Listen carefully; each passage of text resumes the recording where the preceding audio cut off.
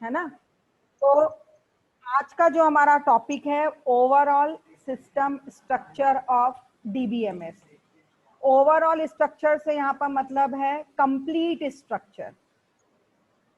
हमने internal schema application structure अलग देखा, हमने एप्लीकेशन बेस्ड आर्किटेक्चर अलग देखा, है ना।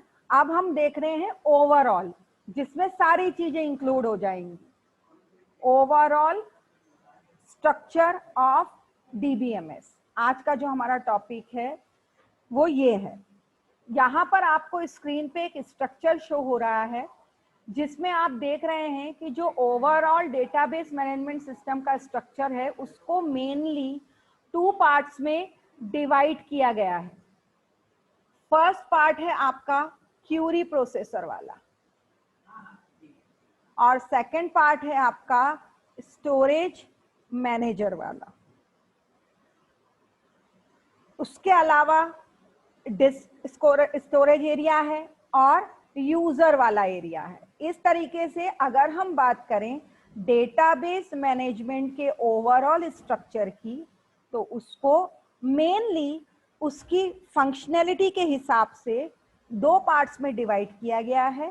First one is query processor area and second one is storage manager, जो कि इस डायग्राम में आपको दिखाई दे रहा है। अब सबसे पहले हम बात करते हैं कि क्यूरी प्रोसेसर एरिया क्या होता है या फिर यूजर डिफाइन करेंगे। सबसे पहले हम टॉप मोस्ट लेयर की बात करेंगे। सबसे पहले हम ये देखेंगे कि आपके यूजर्स कौन कौन से होते हैं, जो कि व्यू लेवल की बात करेंगे। हमने स्कीमा स्ट्रक्चर पढ़ा था, उसमें मैंने आपको बोला था एक्सटर्नल व्यू और या फिर उसको बोला जाता है व्यू लेवल स्कीमा। तो व्यू लेवल वाला जो एरिया होता है, ये वाला जो एरिया होता है, इस एरिया में हम किसकी बात करेंगे? हम बात करेंगे यूजर्स की। ये हमारा, मैं साथ में आपको पुराना एप्लीकेशन जो स्ट्रक्चर पढ़ाया है वो भी क्लियर करती जा रही हूँ। ये वाला जो एरिया होगा ये आपका होगा एक्सटर्नल व्यू ऑफ डीबीएमएस या डेटाबेस। ये एक्सटर्नल वाला व्यू है जिसको व्यू लेवल बोलते हैं, और इस पे काम करता है आपका कौन? इस पे काम करता है आपका यूजर। यूजर 4 प्रकार के इसमें होते हैं, जिसमें से डेटाबेस एडमिनिस्ट्रेटर के बारे में हम पढ़ चुके हैं। उसके अलावा 3 यूजर जो आपको यहाँ पर दिखाए गए हैं। पहला है आपका नेवी यूजर, जिनको एंड यूजर भी बोला जाता है। एग्जाम्पल दिया हुआ है जैसे कि वेब यूजर, एजेंट्स, टेलर्स जो होते हैं, ये सारे चीज क्या है आपके नेवी यूजर्स के अंतर्गत आते हैं। उसके बाद अगला यूजर है आपका application programmer user. Then third one is sophisticated user और fourth one is database administrator user. इसके अलावा आपके कई यूजर और होते हैं, जैसे कि स्पेशलाइज्ड यूजर भी एक होता है। ठीक है, स्पेशलाइज्ड यूजर जो होगा वो पर्टिकुलर स्पेशल टास्क के लिए ही काम करेगा, जो स्पेशलाइज्ड डेटाबेस एप्लीकेशन ही लिखेगा, जो पर्टिकुलर स्पेशल टाइप की एप्लीकेशन को यूज करने के लिए यूज होगा। तो सबसे पहले हम देखते हैं कि नेवी यूजर या एंड यूजर क्या होता है।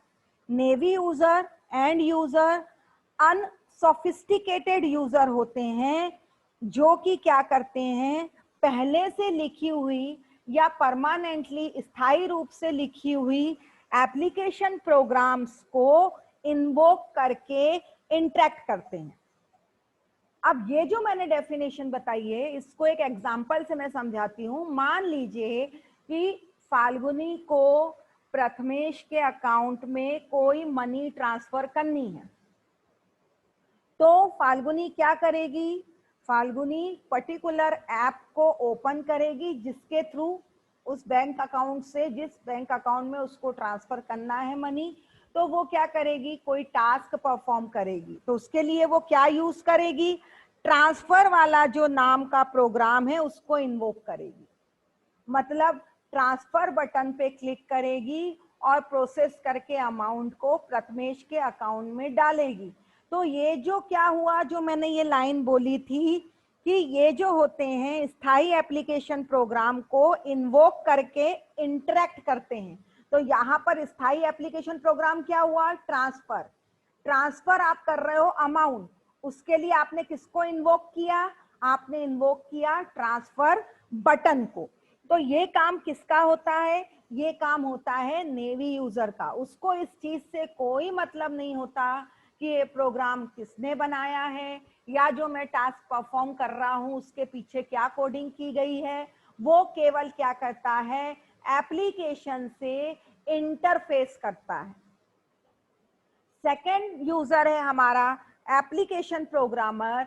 एप्लीकेशन प्रोग्रामर नाम से क्लियर है, जो कि एप्लीकेशन प्रोग्राम को लिखता है। अब एप्लीकेशन प्रोग्राम्स कौन कौन से होंगे, जैसे कि मान लीजिए अगर हम एक जनरल एग्जांपल लें, हम एग्जांपल लेते हैं, अगर हम डेटाबेस की बात नहीं कर रहे हैं तो आपका एप्लीकेशंस कौन कौन सी हो जाएंगी, एमएस ऑफिस हो जाएंगी, सी प्रोग्रामिंग के जो आप सॉफ्टवेयर यूज करोगे, वीबी आप यूज करते हो, जो भी सॉफ्टवेयर आप यूज करते हो उसकी कुछ प्रोग्रामिंग कोडिंग की गई होगी।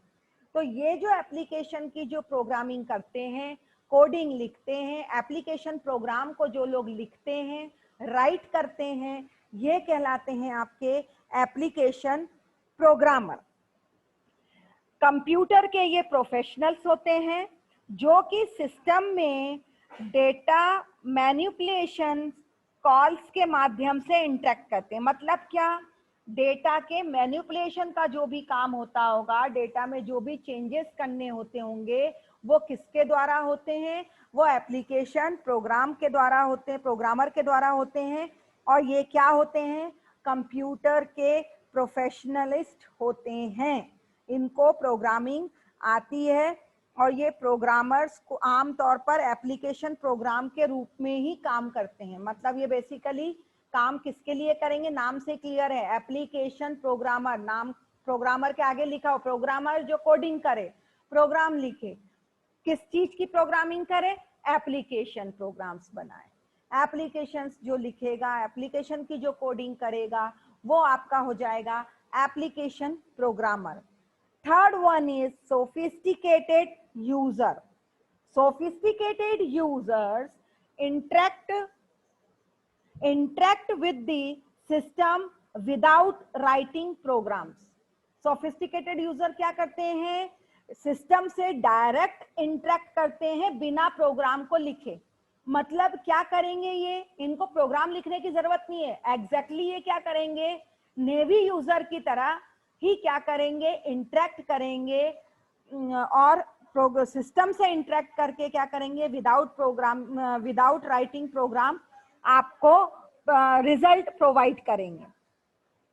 ये क्या करेंगे, जैसे कि नेवी यूजर क्या करता है, एप्लीकेशन से इंटरफेस करता है, लेकिन ये जो सोफिस्टिकेटेड यूजर होगा एज अ एनालिस्ट की तरह काम करेगा, क्यूरीज के फॉर्म में, क्वेश्चनरीज के फॉर्म में, क्यूरीज टूल्स का यूज करके इंटरेक्ट करेगा इस डेटाबेस मैनेजमेंट सिस्टम से।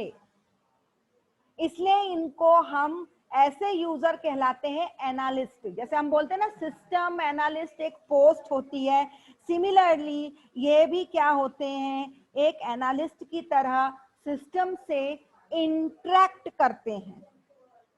डेटाबेस क्यूरी लैंग्वेज से ये क्या करेंगे, with the help of database language queries के फॉर्म में सिस्टम से इंटरेक्ट करेंगे।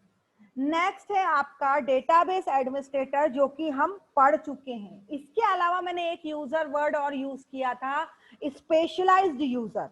ये वे यूजर होते हैं जो ऐसे स्पेशलाइज्ड डेटाबेस एप्लीकेशन लिखते हैं जो कि आपकी ट्रेडिशनल डेटा प्रोसेसिंग फ्रेमवर्क पे फिट नहीं होते हैं। मतलब कि क्या होता है कि जो हम ट्रेडिशनल डेटा प्रोसेसिंग फ्रेमवर्क पे काम करते हैं उस पे इस टाइप के यूजर काम नहीं करते। इनके लिए इनको स्पेशल टाइप का फ्रेमवर्क दिया जाना इंपॉर्टेंट होता है। जैसे कि कंप्यूटर एडेड डिजाइन सिस्टम हुआ, knowledge based and expert system जो हुए, कॉम्प्लेक्स डेटा टाइप में डेटा स्टोर करने वाले सिस्टम हुए, जैसे कि ग्राफिक्स और ऑडियो डेटा वगैरह।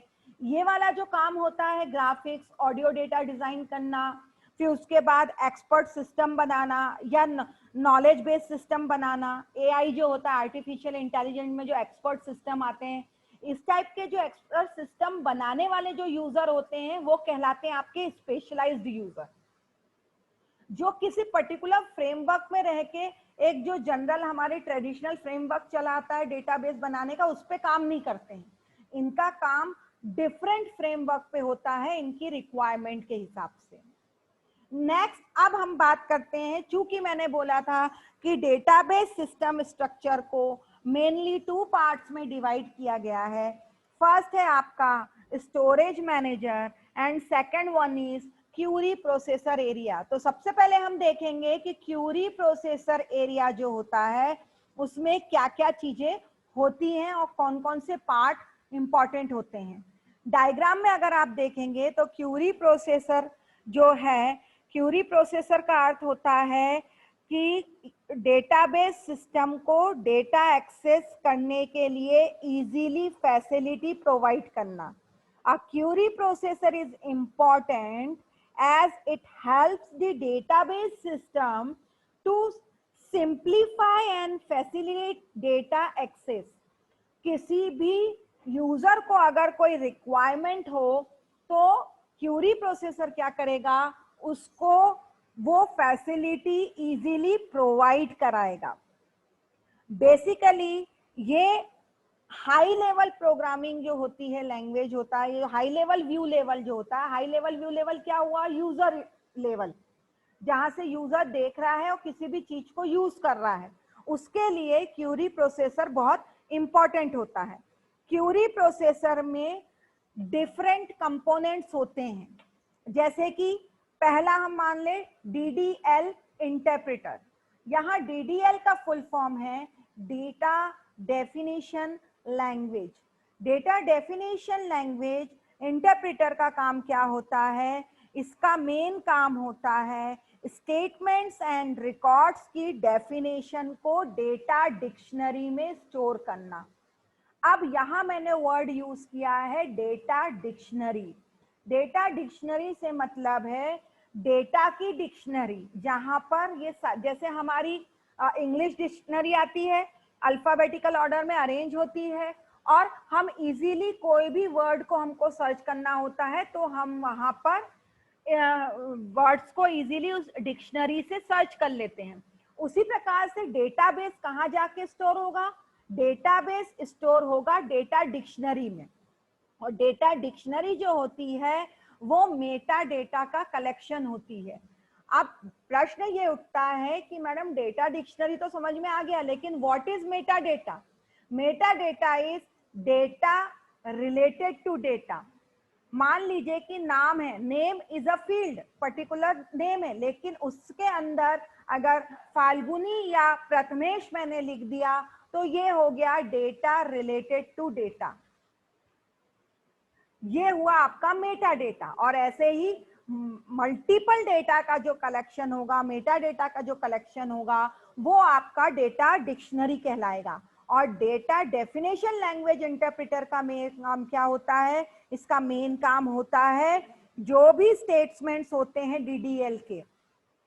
डेटा डेफिनेशन से मतलब है कि आप जो भी टेबल बनाएंगे तो उसका एक स्कीमा तैयार करेंगे, एक आर्किटेक्चर तैयार करेंगे, तो उस आर्किटेक्चर में क्या क्या चीजें होंगी, मान लीजिए नेम होगा, नंबर होगा, एड्रेस होगा, उनका डेटा टाइप होगा, तो ये हुआ DDL।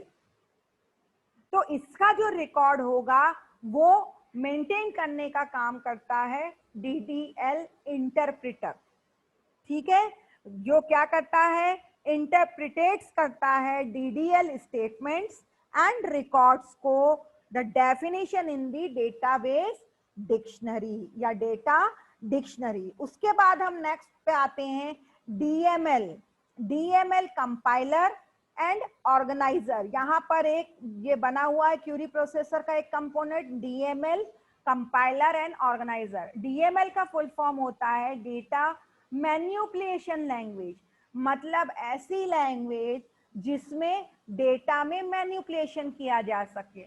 मैनिपुलेशन का मतलब यहाँ पर होता है किसी भी डेटा में चेंजेस करना।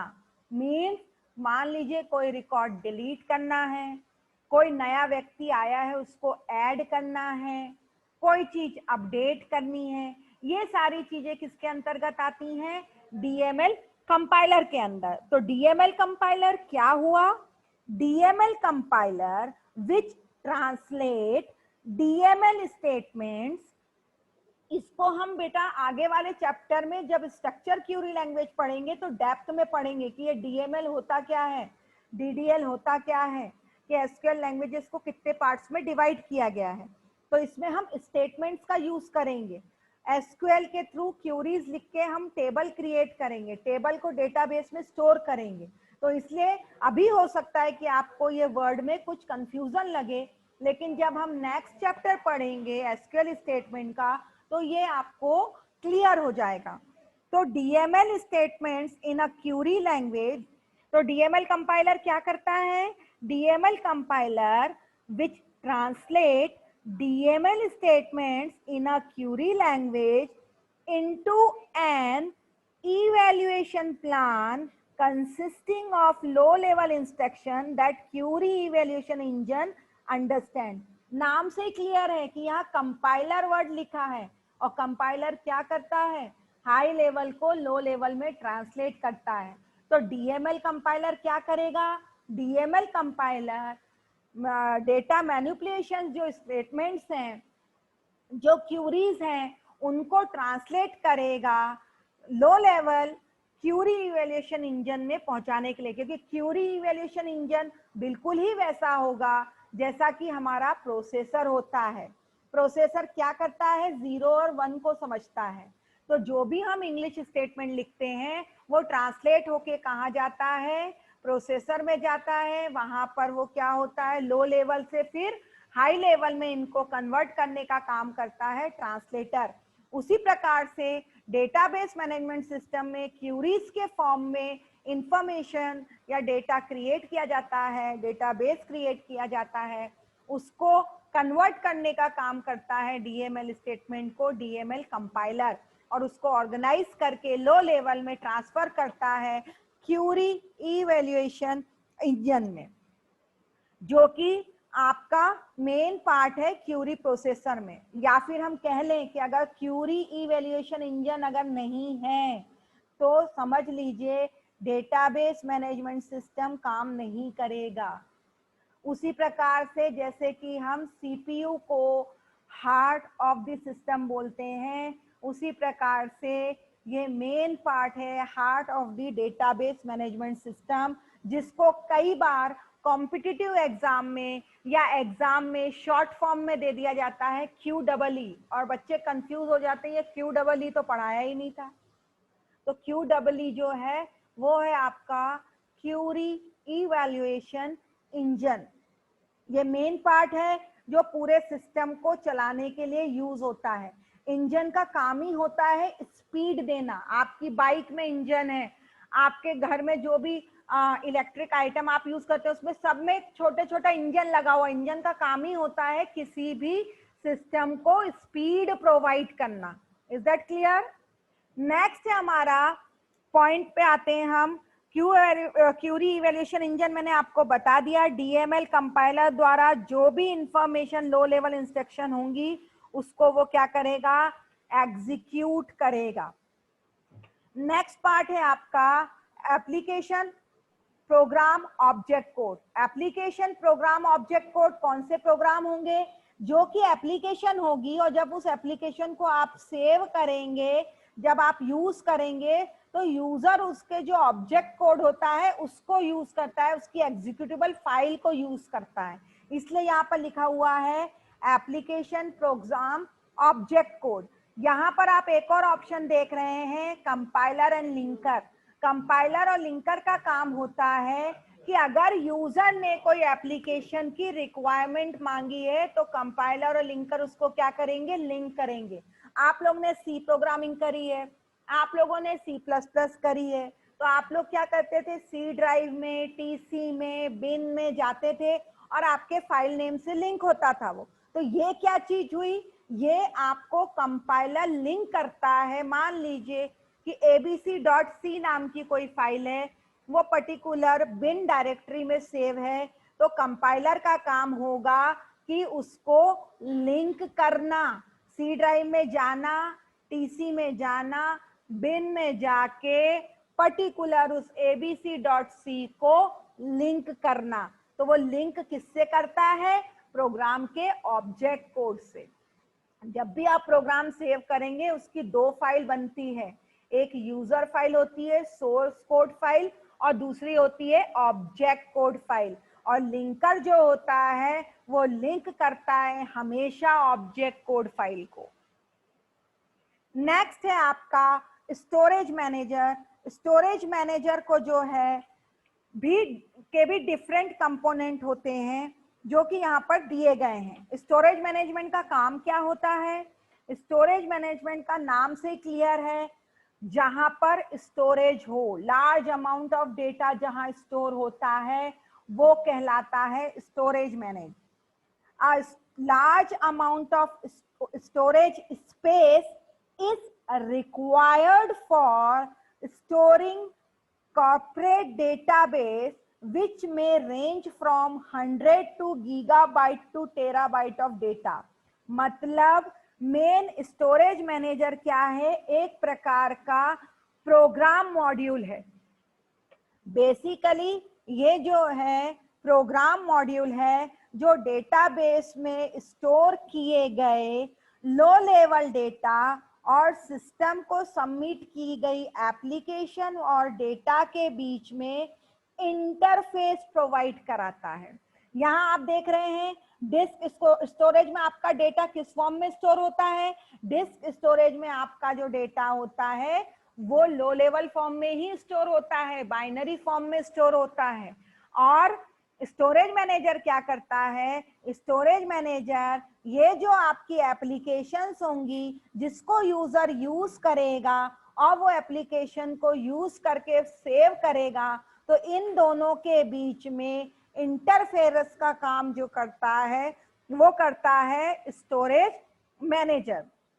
स्टोरेज मैनेजर का मेन काम इसमें पार्ट है, बफर मैनेजर आ रहा है कंपोनेंट। बफर मैनेजर का मतलब होता है डिस्क स्टोरेज से मेन मेमोरी में डेटा को फेच करने का काम, और मेन मेमोरी में कौन सा डेटा कैश करना है इसका निर्णय लेने की जिम्मेदारी किसकी होती है, बफर मैनेजर में। बफर का मतलब होता है टेम्परेरी स्टोरेज। इसका काम क्या होगा बफर मैनेजर का, बफर मैनेजर का काम होगा कि डिस्क स्टोरेज से मेन मेमोरी में डेटा को फैचिंग करना और मेन मेमोरी में कौन सा डेटा रखा जाएगा ये निर्णय लेने का काम होता है बफर मैनेजर का। फाइल मैनेजर का काम होता है डिस्क स्टोरेज में स्पेस एलोकेशन और डिस्क पर स्टोर की गई इंफॉर्मेशन को बताना कि किस लोकेशन पे कौन सी इंफॉर्मेशन स्टोर है। मतलब आपने किस लोकेशन पे कौन सी फाइल को स्टोर किया है इसकी जानकारी देने का काम कौन करेगा, इसकी जानकारी देने का काम करेगा आपका file manager. File manager data के स्ट्रक्चर को भी मैनेज करता है। अगला है आपका ट्रांजैक्शन मैनेजर। ट्रांजैक्शन मैनेजर का काम होता है, ट्रांजैक्शन मैनेजर यह सुनिश्चित करता है कि डेटाबेस के जो कंसिस्टेंट कैरेक्टर हैं वो किस जगह पे कहीं पर कोई भी जो भी चेंजेस होता है, सपोज मान लो कि कोई ट्रांजैक्शन हो रहा है, कुछ चेंजेस हो रहा है, तो वो जो चेंजेस है वो ट्रांजैक्शन मैनेजर मैनेज करेगा। मान लो कोई फेल्यूर आ गया, लाइट चली गई, डेटा सेव नहीं हुआ, तो उसको मैनेज करने का काम कौन करेगा, ट्रांजैक्शन मैनेजर करेगा। नेक्स्ट है आपका authorisation and integrity manager. Authorisation and integrity manager का काम क्या होता है, ये टेस्ट करता है कि इंटीग्रिटी कंस्ट्रेंट को टेस्ट करता है और डेटा एक्सेस करने की यूजर को ऑथोरिटी चेक करता है। मतलब क्या कि अगर मान लीजिए कोई क्यूरी में ऐसा लिखा हुआ है कि मुझे पर्टिकुलर एम्प्लॉय की सैलरी लेस देन 5,000 ही होनी चाहिए। अगर किसी ने 5,000 से ज्यादा डाली तो वो डेटा इंसर्ट नहीं होगा। ये हुआ आपका कंस्ट्रेंट या कंडीशन। ये कौन हैंडल करेगा? इसको हैंडल करने का काम करता है ऑथराइजेशन एंड इंटीग्रिटी मैनेजर।